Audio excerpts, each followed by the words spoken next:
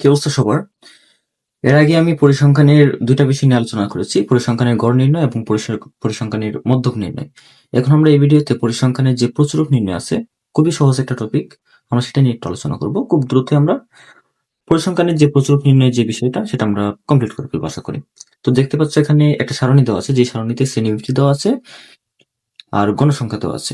তো এই সারণী থেকে বলেছে আমাদের প্রদত্ত সারণী হতে প্রচুরক নির্ণয় করো। তো প্রচুরক নির্ণয়ের জন্য কোনো এক্সট্রা কলামের প্রয়োজন নেই, যা আছে সেখান থেকে আমরা করে ফেলতে পারবো। তো আমরা সমাধান করতেছি প্রচুরক নির্ণয়ের জন্য সারণী। এটা তো প্রশ্ন থাকবেই, তোমরা উত্তরের সময় আবারও এই সারণীটা তৈরি করে নিবে। প্রচুরক নির্ণয়ের জন্য সারণী, এক্সট্রা কলামের কোনো প্রয়োজন নেই। প্রচুরক নির্ণয়ের জন্য সারণী যা যা আছে তাতে এখানে লিখে দিবে।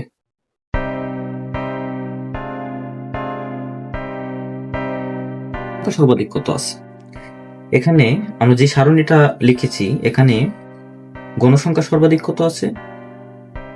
গণসংখ্যা সর্বাধিক 4, 6, 8, 12, 9, 7, 4। গণসংখ্যা সর্বাধিক কত আছে? 12। গণসংখ্যা সর্বাধিক আছে 12। গণসংখ্যা সর্বাধিক 12 আছে, যা কোন শ্রেণীতে বিদ্যমান? যা এই শ্রেণীতে বিদ্যমান। 61 থেকে 70 এই শ্রেণীতে বিদ্যমান।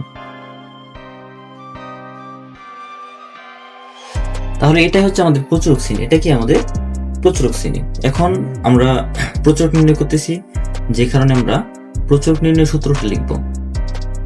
আমরা জানি প্রচুরক সমান সমান L plus F1 by F1 plus F2 into H। এখন আমাদের তো জানতে হবে যে L কি, F1 কি, F2 কি, তারপরে H কি। L মানে হচ্ছে প্রচুরক শ্রেণীর নিম্ন সীমা। L মানে হচ্ছে প্রচুরক শ্রেণীর নিম্ন সীমা। এখানে প্রচুরক শ্রেণী কোনটা? 61 থেকে 70, তো এটা নিম্ন সীমা হচ্ছে 61, তাহলে L হচ্ছে আমাদের 61। তারপর H মানে কি? শ্রেণীব্যক্তি। 31 থেকে 40 শ্রেণীব্যক্তি কত? 31, 32, 33, 34, 35, 36, 37, 38, 39, 40, 10। শ্রেণীব্যক্তি হচ্ছে আমাদের 10। এখন ভালো করে একটু বুঝো, যদি তোমরা এতটুকু বুঝতে পারো যে F1 আর F2 টা অ্যাকচুয়াল কি, তাহলে কিন্তু প্রচুরক নির্ণয়টা খুবই সহজ হয়ে যাবে। F1 টা হচ্ছে আমাদের প্রচুরক শ্রেণীর গণসংখ্যা মাইনাস পূর্ববর্তী শ্রেণীর গণসংখ্যা। প্রচুরক শ্রেণীর গণসংখ্যা মাইনাস পূর্ববর্তী শ্রেণীর গণসংখ্যা। তাহলে 12 মাইনাস 8 কত? 12 মাইনাস 8 কত? 12 থেকে যদি তোমরা 8 বাদ দাও, কত হচ্ছে? 4।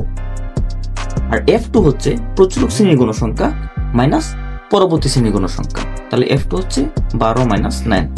12 থেকে 9 বাদ দিলে কত হচ্ছে? 3। এটাই হচ্ছে আমাদের কাঙ্ক্ষিত যেই তথ্যগুলি, সেগুলি বের করে নিলাম। এখন আমরা জাস্ট শুধু সূত্রে অ্যাপ্লাই করে দেব।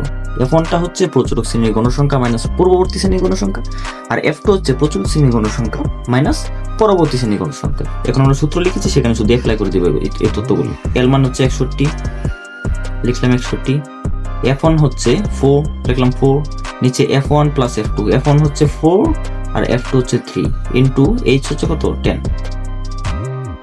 61 প্লাস 4 দশা 40, আর নিচে আছে 4 আর 3 যোগ করলে কত হয়? 7। এখন তোমার কাজটা হচ্ছে 61 যোগ এই 40 কে 7 দ্বারা ভাগ করে নিবে। 40 কে 7 দ্বারা ভাগ করলে হচ্ছে 5.7। কত হচ্ছে? 5.7। পরবর্তী কাজ কি? পরবর্তী কাজ হচ্ছে তোমার 61 সাথে এটা যোগ করে দাও। 61 সাথে যদি এটা যোগ করে দাও, কত হচ্ছে? 66.7। এটা হচ্ছে আমাদের নির্ণয় প্রচুরক। তো আশা করি খুব সহজেই বুঝতে পেরেছো। জাস্ট শুধু এই সূত্রটা আর সূত্র যে তথ্যগুলি কিভাবে বের করতে হবে, যদি এতটুকু পারো, তাহলে আশা করি প্রচুরকটা একেবারে খুবই সহজ লেগে যাবে। তো যারা নবম দশম শ্রেণীর আছো, আমরা প্রত্যেকটা সাধারণ গণিত বইয়ের প্রত্যেকটা অধ্যায় নিয়ে আলোচনা করব, যাতে খুব সহজেই তোমাদের যে গণিতের ভয়টা আছে সেটা দূর হয়ে যায়। আর নেক্সট ডে কোন টপিক নিয়ে ভিডিও চাও, কোন টপিকটা একটু বেশি কঠিন লাগে, অবশ্যই কমেন্ট করে জানাবে। ধন্যবাদ, বাই বাই।